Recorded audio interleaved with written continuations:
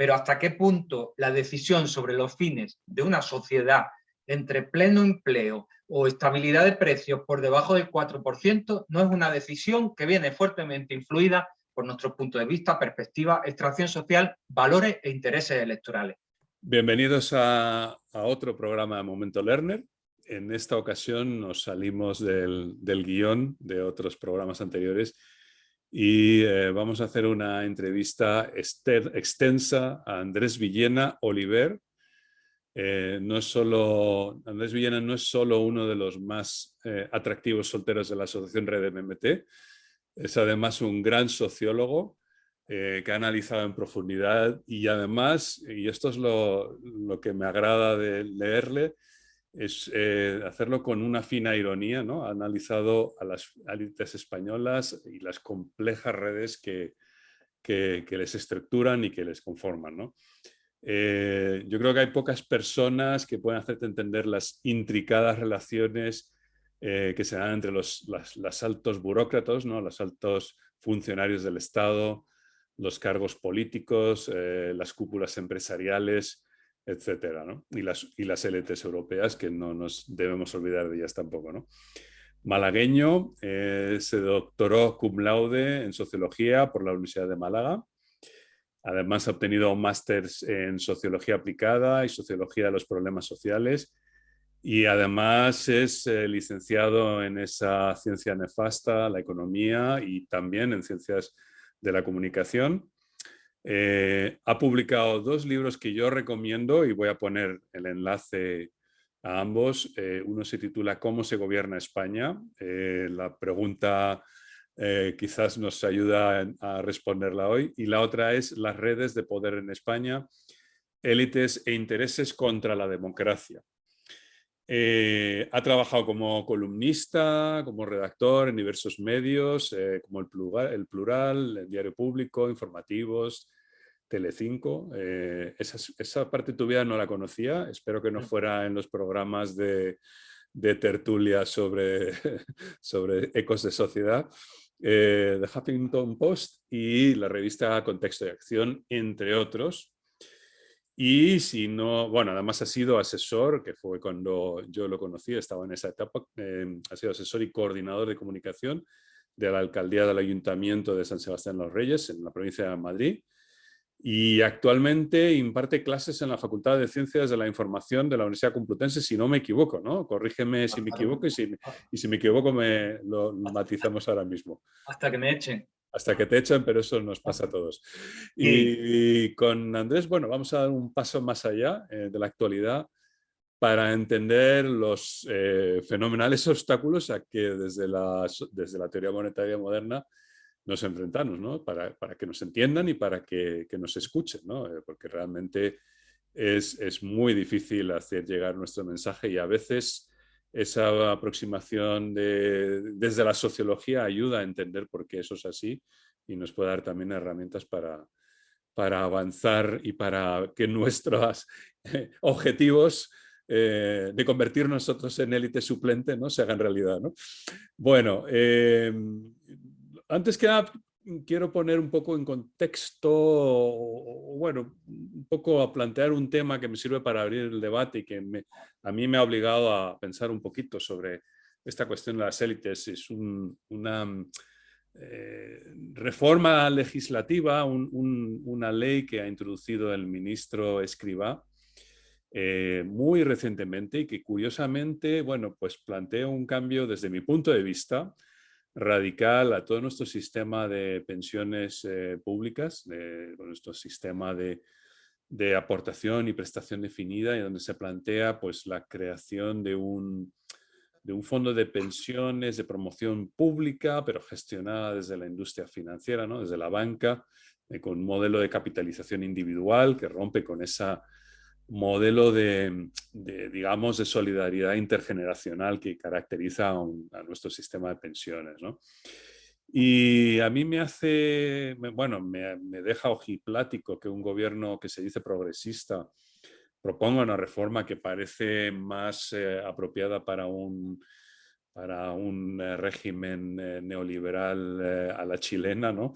Y sobre todo me sorprende la poca resistencia con la que se ha introducido esta medida, el poco debate que ha planteado o suscitado.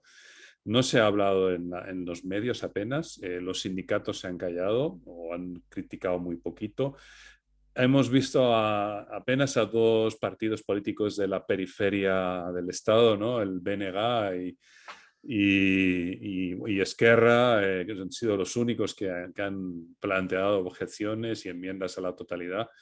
Los demás partidos se lo han tragado. Venía en el Plan de Reconstrucción, Transformación y Resiliencia que presentó el Gobierno de España a Bruselas. Era una reforma prometida ya el año pasado. En definitiva, ¿por qué ocurre esto, Andrés? ¿Tú qué piensas? O sea, no sé si estás de acuerdo con esa reforma, si la conoces, pero ¿qué te Te respondería parece? te respondería, Stuart, con, bueno, en primer lugar, muchas gracias por invitarme al programa, por esta presentación tan favorable, y te respondería con una pregunta. ¿Tú recuerdas las reformas económicas que se hicieron en el año 2004, 2005 o 2006?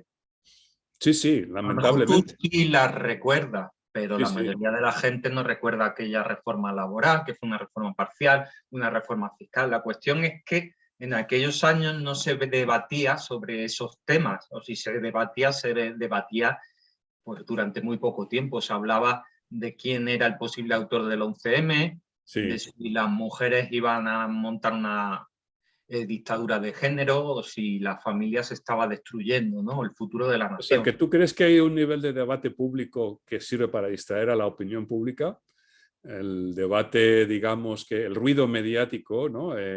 Que alientan además, pues, por ejemplo, partidos como Vox, ¿no? Y que sirven para distraer realmente a la opinión pública sobre lo que realmente están haciendo los gobiernos. Eso es lo que nos estás diciendo, que hay dos niveles, uno que es el nivel de debate público y otro es el que están debatiendo en los círculos del poder. Yo no creo que haya una intención por parte de un partido de Sí. distraer al público, ¿no? Mm. Explícita, al menos Sí. no por lo general, pero que si hay unos objetivos Ujú. que acaban guiando la acción pues, en un sentido u otro. Entonces, las gruesas intenciones, tanto de Vox como el PSOE, de llegar al máximo público posible, harán que no se debata demasiado sobre aspectos que se consideran técnicos y, por tanto, aburridos. Es una cuestión de élites políticas, pero también de una ciudadanía que todavía tiene, por decirlo eufemísticamente, mucho margen para mejorar en cuestiones de educación política, democrática y económica. Entonces, al final se llega a la conclusión de que es mejor o más eficiente o menos malo que haya una serie de élites políticas que choquen mucho en determinados temas como muy rocambolescos o que pueden tener desarrollos muy rocambolescos y luego dejen un poco a puertas cerradas, pero si tú te quieres informar, te informas, porque hay mucha información, pero solo si la buscas tú, un tema pues de actuarial de pensiones o un tema relacionado con el cambio climático, de políticas más a largo plazo o de políticas de los bancos centrales. Yo creo que esa sería más o menos la situación, más que una intención manifiesta porque no nos enteremos de lo que pasa. El día que se aprobó el matrimonio homosexual en España, creo que fue el 30 de junio de 2005, fue una aprobación bastante espectacular. Todos los digitales que ya estaban entrando en la era digital mayoritaria publicaron pues a favor o en contra y nosotros teníamos posiciones pues que eran o a favor o en contra o más, no creo que hubiera demasiadas posiciones tibias, ¿no? Pero ese mismo día se aprobó la amnistía o pseudoamnistía fiscal que permitía que las SICAV que fueran ilegales ya pasaban a no ser ilegales, ya no estaban fiscalizadas por la agencia tributaria, sino por la CNMV. No es que se ocultara aquello, pero se puso a las 8 de la tarde, el día de la aprobación del matrimonio homosexual, y aparte el tema de la SICAV a casi nadie le interesaba. La gente pues tiene una posición con el tema LGTBI, pero no tiene una posición con algo que le definen claramente, porque es más abstracto, es más difícil. Entonces es una cuestión también relacionada con la democracia y con la política, ¿no? Y yo creo que esa es una de las raíces de ese asunto. Y tú piensas, entonces, lo que aquí yo lo que pregunto es el papel que juega, por ejemplo, Unidas Podemos en todo esto. O sea, al final, Unidas Podemos abre debates, pero debates que generan mucho ruido, ¿no? De este tipo, ¿no? El matrimonio homosexual hace unos años, ahora, por ejemplo, pues la propuesta de autodeterminación de género, ¿no? de Irene Montero, que genera muchísima hostilidad y mucho ruido mediático, pero al mismo tiempo les cuelan, digamos, esta reforma de carácter neoliberal y además comprometida con Bruselas en un documento que estaba disponible públicamente desde el año pasado, y ahí se recogía esta reforma. Y sin embargo, pues Unidas Podemos no ha parecido ser capaz de detenerla ni de oponerse frontalmente a esa medida, ¿no? Entonces, ¿qué papel crees tú que está jugando entonces Unidas Podemos? ¿Un papel de distracción o de despiste o de impotencia porque hacen lo que pueden y no pueden hacer mucho más? De partido, digamos, en los márgenes que está siendo hostigado constantemente desde los medios de comunicación y que se conforma con alcanzar pequeñas victorias. ¿Qué está ocurriendo ahí? ¿Cómo lo ves tú eso? Hombre, yo creo que economistas como pues, el secretario de Estado, ¿no? Nacho Álvarez, u otros economistas digamos, de la tendencia de Podemos, no creo que piensen que esta reforma es excelente, y creo que tienen un conocimiento económico, diría, sobresaliente. Entonces no creo que sean ni siquiera impulsores o que ni siquiera se abstengan de criticar las consecuencias a medio y largo plazo de esta reforma. Otra cosa es el papel que tiene un partido cuando integra, y ahí nos vamos ya al tema de las élites, ¿no?, las instituciones del Estado. Y yo le recuerdo en un encuentro sobre el euro a Juan Francisco Martín Seco, y además tú lo recuerdas también, Sí, porque estuve porque allí. los Sí. dos estuvimos allí, que fue secretario general de Hacienda del Ministerio de Economía y Hacienda, el primer Ministerio de Economía y Hacienda de Felipe González, ¿no?, presidido por Miguel Boyer. Y yo estuve allí para preguntarle si él estaba dando cuenta en aquellos años de las reformas que se estaban aplicando y a dónde nos conducían, ¿no? Y él creo que respondió con bastante sinceridad, muy brevemente, diciendo que cuando eres el secretario general de Hacienda, con todo el trabajo que había por construir una Hacienda moderna, no ya progresista, sino moderna, no te enterabas de nada de la cantidad de trabajo que tenía. El entrar en las instituciones es entrar en un ritmo del día a día que no es una excusa lo que yo digo, pero es verdad que tiende a arrasarte bastante. Si a eso sumamos una sociedad en la que los medios de comunicación van creando titulares y los gabinetes pues están rodeados de crisis que tienen que apagar fuegos cada 2 por 3, pues bueno, quizá a lo mejor el grupo parlamentario se podría haber mostrado más crítico, pero a lo mejor ha optado también de manera estratégica por guardarse esta guerra. Creo que también habría que distinguir dentro del grupo parlamentario de Unidas Podemos al grupo de Podemos y al grupo de Izquierda Unida, del que a lo mejor se podría, esto es solo una opinión, pero quizás de ese grupo se podría esperar una crítica más acerba a esta medida. No tenemos constancia de que esa crítica se haya producido. Eso no quiere decir que ellos sean cómplices o que la ley de autodeterminación de género, que por cierto tiene muchos matices, ¿no?, que no es nuestro papel apuntar, es un propósito de defender a un determinado colectivo que no lo tiene precisamente fácil, ¿no? Entonces, tampoco tiendo yo a pensar que la ley de autodeterminación de género sea una estratagema indirecta del capital para distraernos. No creo que esto sea una peli tipo Matrix, lo digo no por tu opinión, sino por algunos ensayos que de alguna manera les encaja decir eso. Pero eso no quita que la aplicación de esta ley indica dos cosas. Una, por un lado, que nos pueden aplicar las leyes que consideren, independientemente de unas posturas que tenemos, y dos, que todavía tenemos un gran déficit de izquierda económica o de economía de izquierda, ¿no? O de puntos de vista sobre la administración de las cosas y del poder que sean más progresistas de lo que hemos tenido hasta ahora. Parece que la economía sigue siendo cosa de los economistas. Sí. ¿Tú crees que aquí siguiendo con mis preguntas conspiranoicas, y evidentemente sabiendo que luego la realidad es más compleja, ¿no? ¿Tú crees que de alguna manera los fondos Next Generation y el plan de recuperación, transformación y resiliencia, que fue el que realmente se sirvió para acceder a esos fondos, porque era requisito presentar ese plan a Bruselas, ¿no?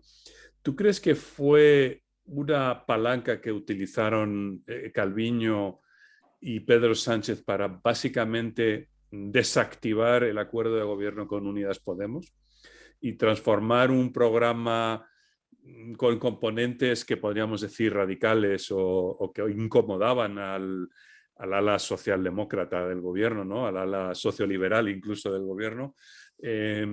Fue una maniobra, un caballo de Troya, y que hasta cierto punto quizás incluso las ministras y los diputados de Unidas Podemos no se dieron cuenta de la jugada a tiempo, porque yo recuerdo a Pablo Iglesias recibiendo con aplausos en la Moncloa a Pedro Sánchez cuando volvió de negociar esos fondos en esa enquistada, digamos, digamos, de esos debates enquistados con el primer ministro holandés, ¿no?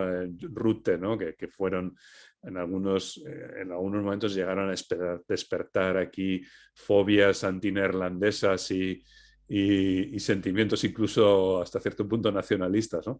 ¿Tú crees que esos fondos Next Generation pueden haber servido para un propósito distinto del que se presentó al público, más que como un plan de recuperación económica, como un plan para desactivar un gobierno o una coalición incómoda para las élites? Yo, sinceramente, ahí ya sí cogería el 50% de la interpretación que tú haces, pero iría un poquillo.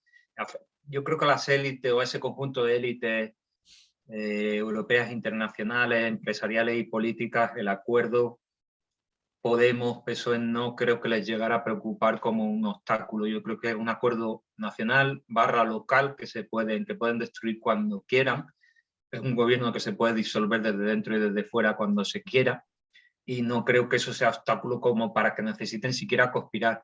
Recuerdo a Carla Sirera, el historiador Carla Sirera, que afirmó, bueno, pues en pleno confinamiento, que este plan de recuperación y resiliencia tan rimbombante, y tiene mérito porque lo dijo pronto, ¿no? Que directamente afirmó que se iba a intercambiar por la privatización del sistema de pensiones, ¿no? Fíjate que si lo miras ahora, esas afirmaciones pues parecen encajar bastante. Pues se avanza en el sistema de capitalización, en un contexto en el que los planes de pensiones no solo no tienen rentabilidad, sino que tienen rentabilidad negativa, es decir, que perdemos dinero casi tanto como depositando o manteniendo el dinero en la cuenta corriente, encima en un contexto de inflación, que temporal, inflación, por lo cual el ahorro se ve temporalmente erosionado.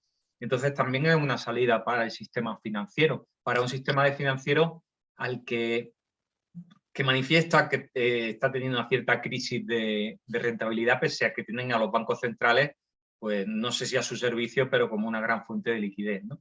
Entonces, bueno, dentro de este intercambio entre distintos grupos, el conjunto de los fondos de inversión y bancos, iba a decir intermediarios financieros, pero sería un término ya técnicamente incorrecto, ¿no?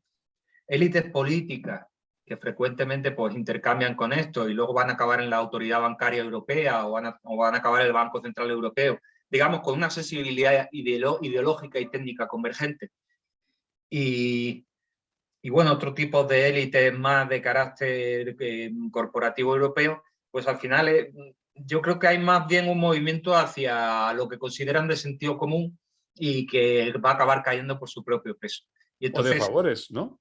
Porque, a ver, Escrivá, hablemos un poco de Escrivá, ¿no? Del ministro Escrivá. Viene del BBVA, si no recuerdo mal, ¿no? Luego pasó por la Agencia Independiente de Responsabilidad Fiscal, que para mí es un oxímoron, y luego acaba como ministro de Trabajo en un gobierno que se dice de izquierdas, aunque es un personaje que yo tendría muchos problemas de identificarlo como una persona con una ideología de izquierdas, ¿no? ¿Cómo se disecciona este personaje? O sea, ¿quién es? bueno, ¿Y cómo llega allí? leyendo un poco sobre Escrivá, procede de una familia de Albacete, hijo de un presidente de Albacete Balompié, que a lo mejor no es como ser presidente del Milan, pero bueno, ya te coloca en una casilla de salida que como mínimo parece no quiero decir una posición de clase, pero tampoco una abstracción obrera. Tiene un perfil tecnocrático, un licenciado en economía que tiene un perfil, bueno, tecnocrático, también en cierto modo meritocrático, con algunas conexiones que pues, en este momento no se pueden comprobar, pero que tiene una carrera en el Banco Bilbao, Vizcaya, Argentaria, pero previamente además en el Instituto Monetario Europeo, en el Comité de Política Monetaria del Banco Central Europeo, después en el Servicio de Estudios del BBVA, además sustituyendo el tándem Miguel Sebastián David Taguas, ¿no? En los años en los que estos se pasan a la oficina económica. También consta mucha colaboración con los técnicos de la oficina económica de la primera y segunda etapa Zapatero. Entonces, bueno, yo creo que al final es un tecnócrata, no sé si denominarlo neoclásico o más bien neokeynesiano, que converge con la sensibilidad dominante en los altos cuerpos de la administración y expertos consultados y empleados por los distintos gobiernos, entre los que no hay mucha diferencia si nos ponemos con la parte así más socioliberal del Partido Socialista, pensemos en Solbes, Calviño, pero también Solchaga, Boyer, y la parte pues así más demócrata cristiana del Partido Popular, pues, los García Margallo, Luis de Guindos, etcétera, que al final Mato, ¿no? Sí. Sí, claro, al final también están en el entorno del Banco Central Europeo ahora mismo, ¿no? La propia Calviño pues viene de la Comisión Europea. Sí. Al final es un pequeño gran círculo de gente muy capacitada, pero con una visión, por decirlo de manera suave, bastante convergente de los problemas y de sus soluciones. Una determinada visión de la creación de dinero, del papel del Estado, de los riesgos de la inflación, del futuro del ahorro, y que al final pues, plantea este tipo de soluciones con un matiz electoral, porque el Partido Socialista tampoco va a privatizar el sistema de pensiones. Pero lo que acaba ocurriendo muchas veces es que este tipo de medidas, que a lo mejor tienen una intención a lo mejor mal concebida, pero buenas intenciones, acaban siendo aprovechadas por luego el partido que venga, que normalmente va a ser un partido más conservador, y van a tener una instrumentación pues, más negativa para la población, ¿no? En ese sentido, yo creo que siempre ha pasado, ¿no? Privatizaciones, plan de austeridad, etcétera, en todos los países de Occidente, casi todos iniciados por los partidos laboristas o socialdemócratas, y absolutamente rematados por los partidos conservadores neoliberales, ¿no? Claro, porque esto es análogo de alguna manera a la escuela concertada, ¿no? Frente a la escuela pública, o análogo a, de alguna manera, a la gestión privada de la sanidad pública, etcétera, etcétera, ¿no? Has mencionado a los cuerpos de técnicos, ¿no? Del Estado, los altos, los tecos, los abogados del Estado. Has hablado mucho de ellos en tus libros, en tus charlas, en tus conferencias, has hablado mucho de esos técnicos de alto rango, ¿no? en la jerarquía del Estado, y has mencionado a Calviño, que claramente procede ahí, porque si no recuerdo mal es una teco, si no recuerdo mal, a lo mejor me estoy equivocando. Digamos que Calviño, Escrivá, ¿tienen alguna conexión entre ellos? O sea, ¿se han relacionado en el pasado o solamente se han encontrado en este gobierno? ¿Puede decirse que vienen de familias de alguna forma políticas o de alguna manera grupos que están interconectados desde hace mucho tiempo entre sí? ¿O casualmente han llegado al gobierno ahora y ahí se han encontrado? ¿Cómo? No, lo dudo porque, bueno, se me ha olvidado decirlo, lo has dicho tú, Escrivá fue el primer presidente de la AIREF, la Autoridad Independiente de Responsabilidad Fiscal, que se constituye durante un auténtico shock de austeridad y de doctrina integrista que va más allá de la reducción del déficit, va al presupuesto equilibrado, incluso se llegó a hablar de la eliminación de la deuda, con todas las consecuencias que eso puede tener, ¿no? La eliminación siempre de la deuda pública. Y es el primer presidente del AIREF con un Ministerio de Hacienda presidido por Cristóbal Montoro. Y después asciende a ministro con el segundo gobierno de Pedro Sánchez, ¿no? Manteniéndose en la AIREF en el periodo de Sánchez. O sea, es un tecnócrata que está por encima de los partidos.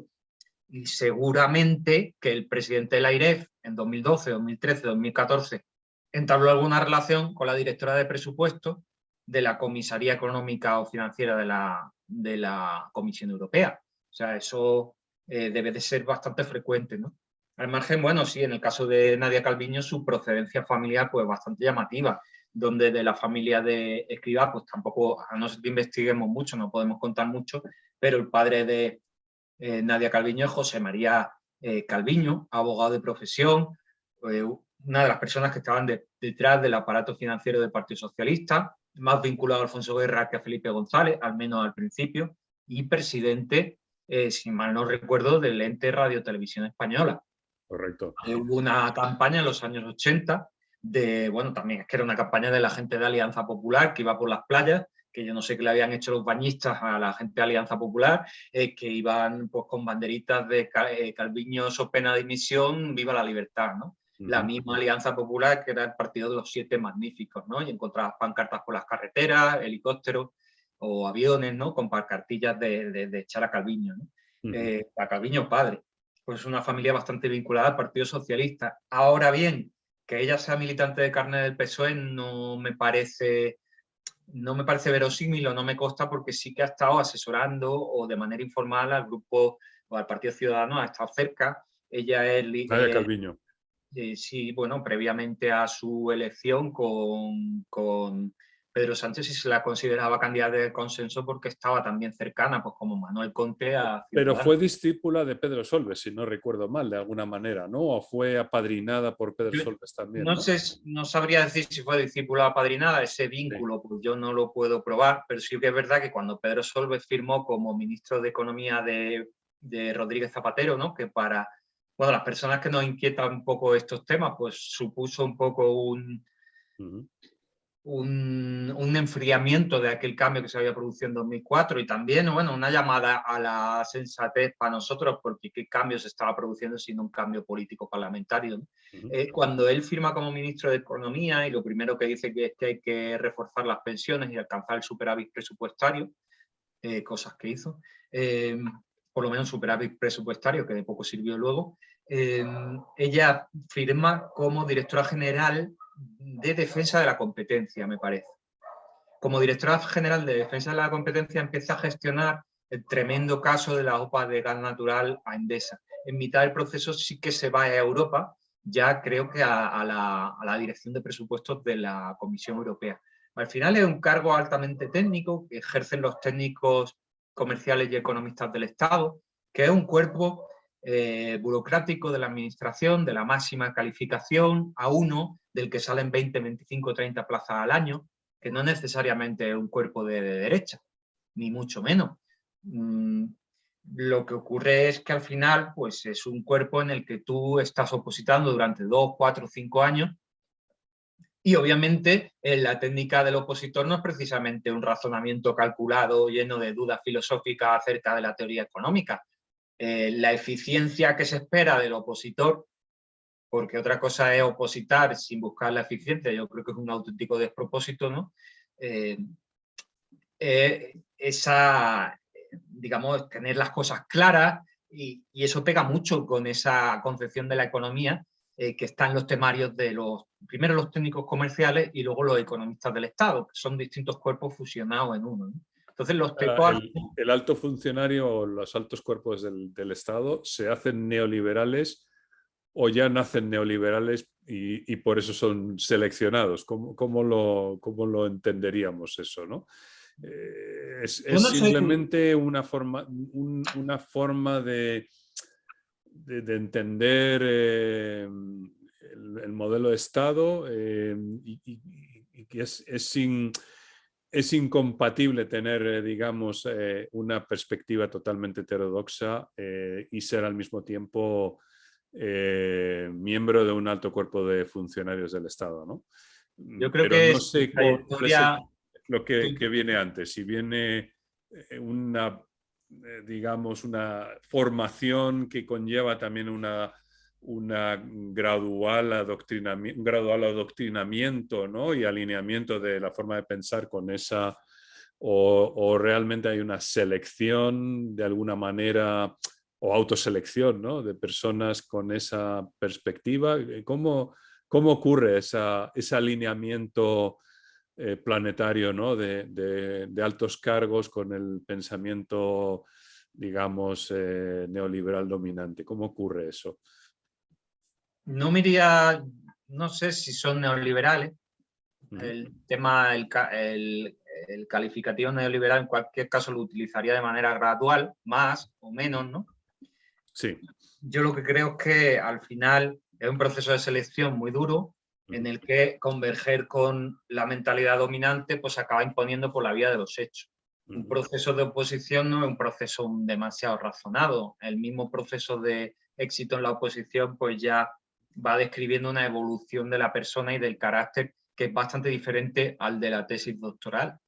Donde la tesis doctoral al final la puedes llevar bastante a tu terreno, en la oposición frente a un tribunal tienes que converger. Y yo creo que es bastante parecido en ese sentido con la convergencia de distintos puntos de vista hacia los puntos de vista dominantes. Si además luego te integras en una estructura de grupos muy cohesivos que tienen unos objetivos normalmente aspiracionales de tener éxito, porque todo el mundo tiene derecho a tener éxito en la administración del Estado, que tiene un funcionamiento burocrático, racional y bastante cuadriculado, tampoco te puedes esperar grandes heterodoxias. Uno de los libros que llamó la atención, publicados por Unteco, fue precisamente el del actual secretario de Estado, cuyo nombre se me ha olvidado, ahora mismo no caigo, pero en el que cuestionaba lo que él denominaba la economía dominante, ¿no? Y llamaba un poco la atención porque venía por parte de Unteco, que fíjate lo que son las cosas, ha acabado siendo el primer secretario de Estado de Nadia Calviño, ¿no?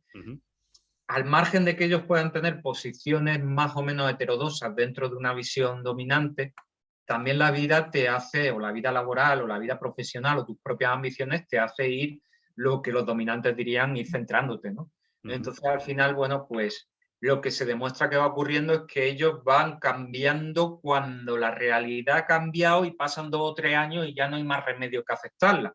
Por ejemplo, los tecnócratas del Banco Central Europeo, que fíjate que sí que se han visto obligados a modificar, porque ya la realidad era una cosa que es que ya no se podía parchear de ninguna manera, ¿no?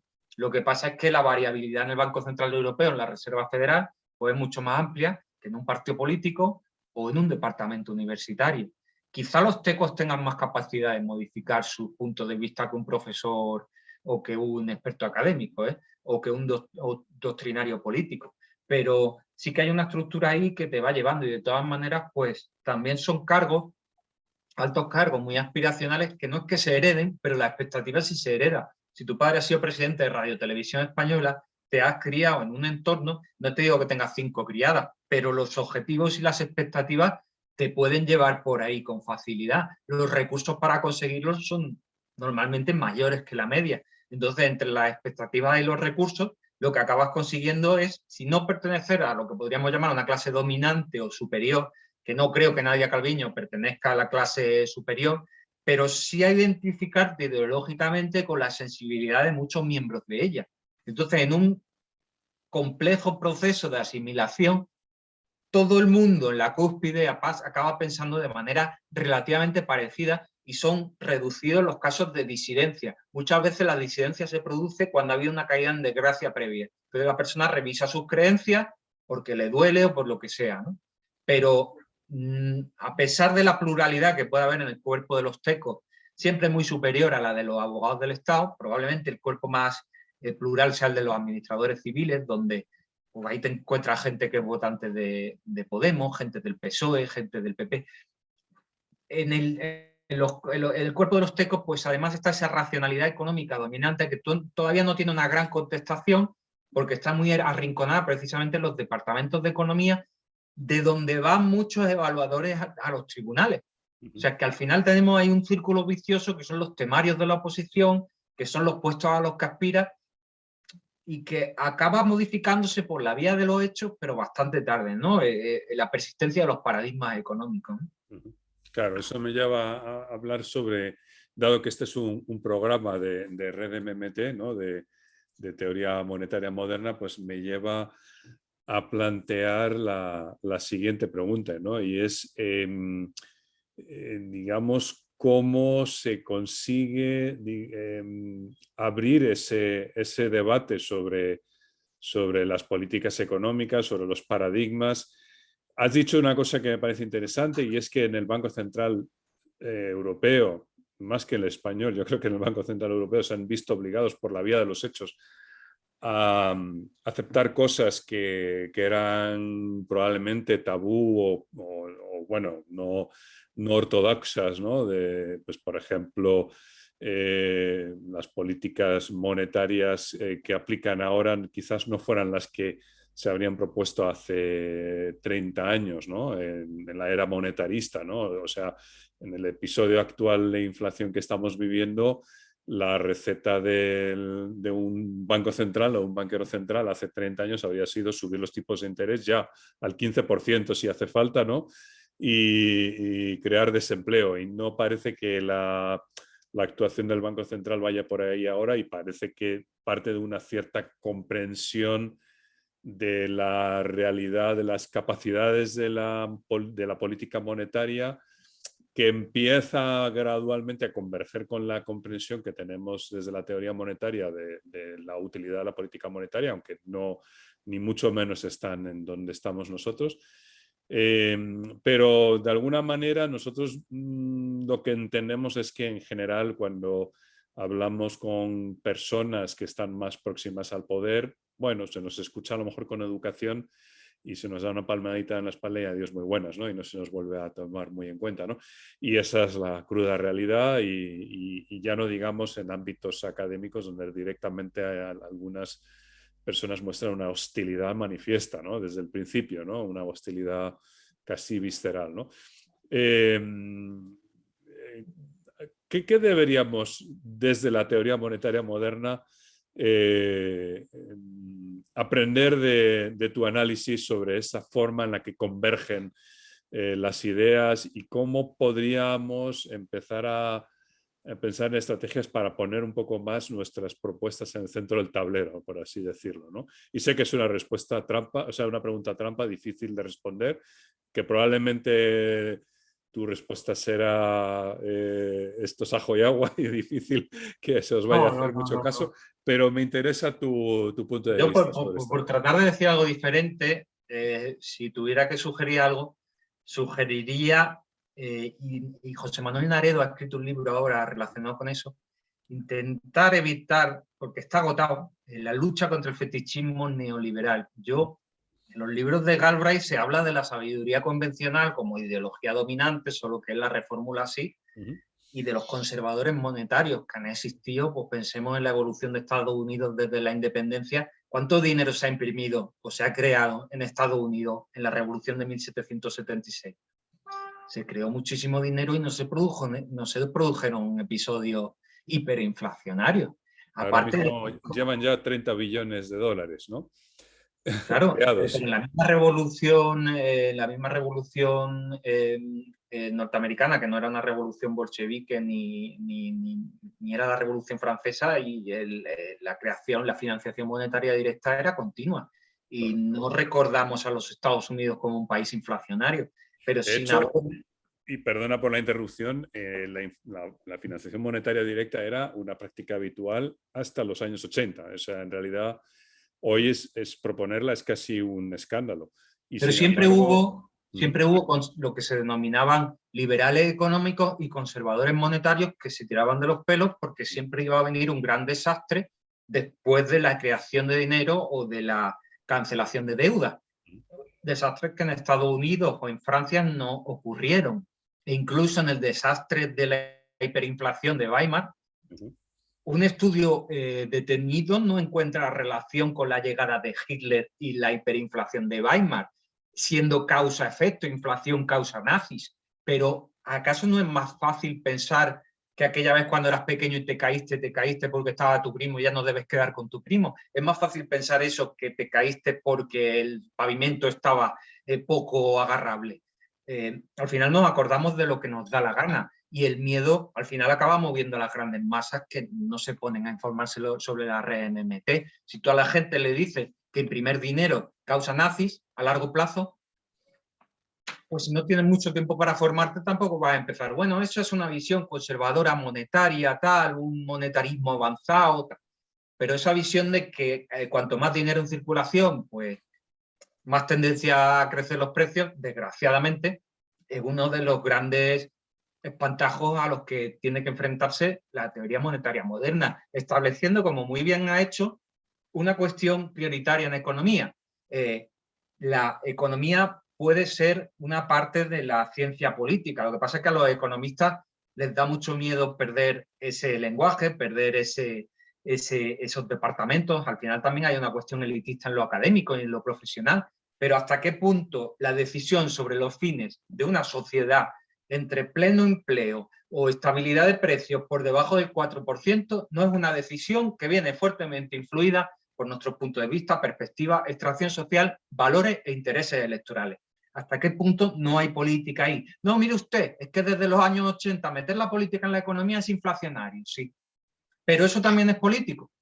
Es político y refleja también unos intereses de clase, ¿no? Porque en el fondo, quiero decir, ahora mismo hay un episodio de inflación que tampoco es que sea, no estamos viviendo una hiperinflación como la de Weimar ni la de Venezuela. Hemos tenido unos desajustes en las cadenas logísticas, ¿no? Como consecuencia de la pandemia, y unas subidas de precios energéticos que nos han llevado, yo creo que puntualmente, y hoy escribo sobre ello en un artículo, nos han llevado puntualmente a un 9,8%, pero que creo que será transitorio, y sin embargo, pues muchos levantan la voz de alarma e incluso hay reacciones hasta casi diría de histerismo en algunos ámbitos. No creo que sea el caso del Banco Central Europeo ni de los técnicos del Banco de España, ni siquiera Hernández de Cos, ¿no? Aunque disentería de cómo están abordando el problema. Pero en cambio, el hecho de que en España llevemos 40 años con tasas de desempleo superiores al 15-10%, no parece generar ninguna inquietud ni ninguna alarma social. O sea, refleja más bien unas preferencias de las élites, o lo que le preocupa a las élites es más la inflación que el desempleo, y el desempleo al fin y al cabo elevado pues es una herramienta también de disciplina de la clase trabajadora, ¿no? Entonces, bueno, creo que refleja también unas preferencias de clase, ¿no? De intereses de clase, ¿no? Bueno, pues ya recordarás, me parece que fue, no sé si fue sí, creo que fue el gobernador del Banco de España, Mariano Rubio, que, bueno, pues antes de que estúpidamente lo cogieran, porque es de los casos de corrupción más nimios y estúpidos que se han cometido, que un todopoderoso gobernador del Banco Central español, cuando un banco central era un banco central, meta 4 o 5 millones de pesetas o 6 en una sociedad fraudulentas, de las gilipolleces más grandes que se pueden hacer. Pero bueno, nunca menospreciemos el talento para este tipo de cosas, ¿no? Mariano Rubio afirmó, yo creo que a finales de los 80, principios de los 90, que la tasa, esta sofisticada tasa de desempleo no aceleradora de la inflación, que fíjate qué término más orwelliano, ¿no? Creemos una tasa de desempleo que no acelere la inflación, lo que se llamaba la NAIRU, ¿no? Que venía de la tasa de desempleo natural, que vaya término también. En España se estableció en torno al 18-19%. Es decir, la tasa de empleo deseable para España, tú díselo a los jóvenes, la tasa de empleo deseable para España está en el 18%. En los jóvenes eso implica un 32, 34, 36. Los jóvenes andaluces, pues a lo mejor un 50. Esto es bueno para mantener el poder de compra. ¿El poder de compra de quién? La capacidad de ahorro e inversión de quién. Pues eso establece una prioridad muy clara hacia la estabilidad de precios, pero hacia el poder de compra y de clase de una determinada clase social. Si estableces el suelo en el 18%, pues a mí lo que me da miedo de todo esto, que no se ha comentado, es que las predicciones del Fondo Monetario Internacional, que a pesar que es otro organismo que se va modificando con el paso de los años, y el propio Olivier Blanchard nos ha cambiado su libro de texto 800 veces ya, cosa que dice mucho a favor de él, prevé una inflación para la media de 2023 del 1,3%. Es decir, que por un lado, creo que es la media, no sé si para el final o la media, por un lado la inflación parece ser para el FMI un fenómeno absolutamente temporal, pero yo no sé si en esa predicción se prevé un periodo de desinflación absolutamente bestial, que no sé si va a ser en 2023 y que se puede cobrar 5, 6, 7, 8 puntos de desempleo, ¿no? Que sí, me parece que esa es otra derivada del asunto de la que no se habla tanto. En España el suelo para el FMI sería el 13% en 2023, pero a mí me cuesta creer que por las medidas que se aplican normalmente para reducir la inflación, pensemos en los shocks de triplicar los tipos de interés de los bancos centrales, eso no se cobre una víctima de desempleo, que no son grandes lobbies de la construcción y de las eléctricas para influir sobre los gobiernos, ¿no? Entonces ese es un término, un número, un dato que a mí me ha llamado la atención de estos días del Fondo Monetario Internacional, ¿no? Sí, y el propio Banco Central Europeo tiene encuestas que realizan periódicamente cada trimestre entre los pronosticadores profesionales y las previsiones para el año que viene, 2023. Para este año un poquito más alta, 3-4% de inflación, pero para el año que viene estamos otra vez en el 2% de inflación, lo cual confirma mi sensación de que en realidad las élites no están tan preocupadas por la inflación, pero sí el aprovechamiento del episodio para conseguir reformas que les interesan, ¿no? Y bueno, lo único que me sigue llamando la atención es ese alineamiento, digamos, pertinaz de los altos funcionarios del Estado con esos intereses, porque uno pensaría, bueno, y a Calviño, ¿por qué le interesaría que, o a Escrivá, ¿por qué les interesaría que la tasa de desempleo fuera el 13% y no el 3%, si total no son empresarios ni tienen, en principio, que sepamos, intereses empresariales? Y sin embargo, al final hay una coherencia absoluta, perfecta, sincronizada, aunque parezca que no, entre intereses de las élites empresariales de este país, que tampoco son las mismas que el empresario pyme o el autónomo, ¿no? Y los altos cuerpos, ¿no?, de funcionarios del Estado y los dirigentes de los partidos centrales, ¿no?, del régimen, ¿no? Esa coherencia, esa convergencia, esa alineación se produce de forma casi como si fuera el mecanismo de un reloj suizo, ¿no?, con los engranajes perfectamente engrasados para que al final se alinee todo y se haga la política económica que consigue esa estabilidad de precios con ese ejército industrial de reserva, si queremos utilizar ese término marxista. Sí, pero nuestros dirigentes ya está. siempre esgrimen el peso de la racionalidad.